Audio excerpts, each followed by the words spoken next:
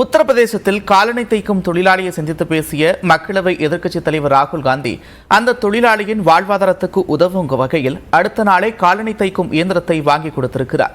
இதுபோல முன்பு நடந்த ராகுல் காந்தியின் சுவாரஸ்யமான சந்திப்புகள் குறித்து இந்த செய்தி தொகுப்பில் பார்க்கலாம்.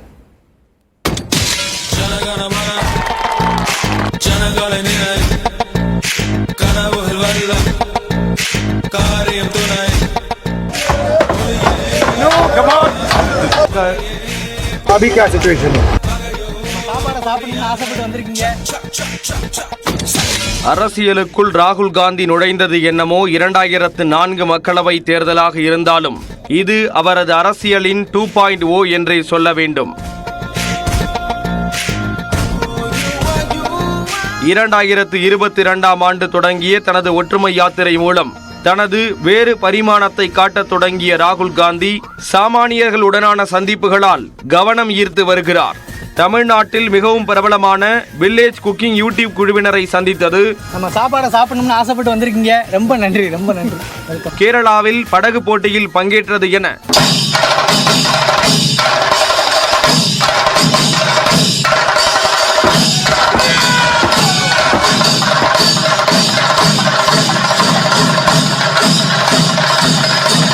ஜாலியாக ஒரு பக்கம் சந்திப்புகள் நடந்தாலும் மற்றொரு பக்கம் உழைக்கும் வர்க்கத்தின் பிரச்சனைகளையும் கேட்டறிந்து வருகிறார்.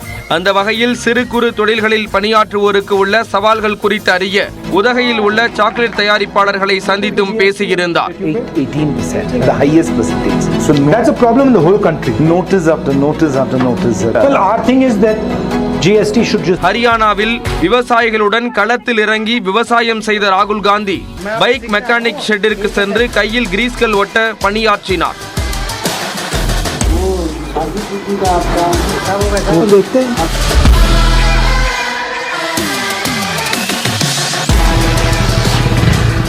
இதேபோல் தச்சு வேலை செய்வோர், லாரி ஓட்டுநர்கள், கட்டிட வேலை செய்வோர் உள்ளிட்டோருடன் பயணித்து அவர்களின் பிரச்சனைகளையும் கேட்டறிந்தார்.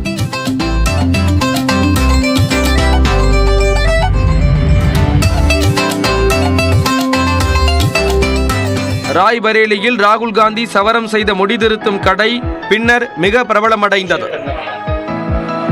सारी स्टाइल काटते हो? जी जी सर, आजकल यही सब चल रही है. अच्छा. और यहाँ पे आके कहते हैं मुझे ऐसा चाहिए. हाँ ऐसा है. और आपके बाल कौन काटता है? हमारे जो काम करते हैं साथ. அந்த வரிசையில் சில நாட்களுக்கு முன்பு உத்தரப்பிரதேச மாநிலம் சுல்தான்பூரிலிருந்து லக்னோவுக்கு திரும்பும் போது காலணி தைக்கும் தொழிலாளியை சந்தித்தார். விதாயக் என்ற இடத்தில் சாலை ஓரம் சிறிய காலணி கடை வைத்திருந்த ராம்சேட் என்பவரை சந்தித்த ராகுல் காந்தி தனது தொழிலில் எதிர்கொண்டு வரும் சவால்கள் குறித்து கேட்டறிந்தார். குளிர்பானம் கொடுத்து ராகுல் காந்தியை அந்த முதியவர் வரவேற்ற காட்சிகளும் வெளியாகியிருந்தன. குரேபர் என்ற இடத்திற்கு சென்று காலணிகளை தைத்து எடுத்து வந்து விற்பதாகவும் இதனால் ஒவ்வொரு நாளும் 1 முதல் 2 ஜோடி காலணிகளையே தைக்க முடிவதாகவும் ராம்சேட் கூறியிருந்த நிலையில் அதற்கு அடுத்த நாளே காலணி தைக்கும் எந்திரத்தை ராகுல் காந்தி வாங்கி கொடுத்துள்ளார். இனி நாள் ஒன்றுக்கு இந்த எந்திரம் மூலம் 8 முதல் 10 ஜோடி காலணிகளை உருவாக்க முடியும் என்று ராம்சேட் உணர்ச்சி பெருக்கோடு தெரிவித்ததாக தனது எக்ஸ் பக்கத்தில் குறிப்பிட்டுள்ளது உத்தரப்பிரதேச காங்கிரஸ்.